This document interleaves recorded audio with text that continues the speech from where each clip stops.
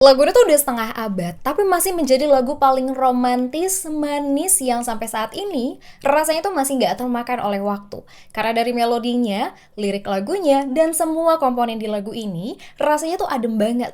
Mari kita bahas makna lagu ini. Lagunya tuh udah dirilis tahun 1971, udah 55 tahun. Dan kalau lo lihat liriknya, ini tuh puitis banget. Tapi nggak bikin lagu ini tuh jadi terdengar terlalu lebay, justru berhasil menjelaskan dan menggambarkan betapa indahnya satu orang ini. Walaupun rasanya nggak ada kata yang bisa pas untuk menggambarkan keindahan tersebut. Dan kalau lo lihat keseluruhan lirik lagunya, dia tuh pakai penggunaan if atau pengandaian di setiap part lagu ini. Dan hal ini tuh menjadi manis karena gue sendiri tuh memaknainya.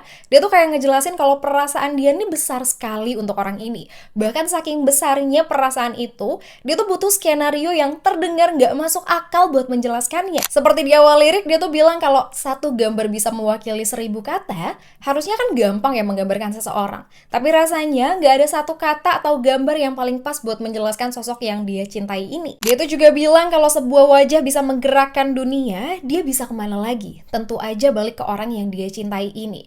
Dan lirik bagian ini tuh nggak bisa diartiin secara literal ya, karena ini tuh referensi dari kisah Helen of Troy yang menjelaskan tentang Helen sebagai perempuan cantik yang sampai memicu perang Troya.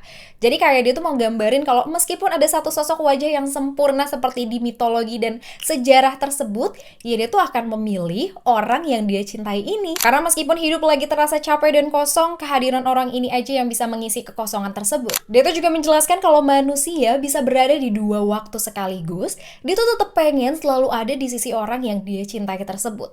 Hari ini dan besok. Intinya, dia tuh akan selalu ada. Bahkan, dia tuh juga bilang kalau dunia ini berhenti dan segalanya berakhir, dia tuh akan tetap milih orang yang dia cintai itu, karena cinta yang dia punya memang sebesar itu. Lagu itu sebenarnya liriknya nggak gitu panjang, tapi beneran merangkum perasaan yang rasanya sulit banget buat dijelaskan. Jadi lagu ini favorit lo juga nggak?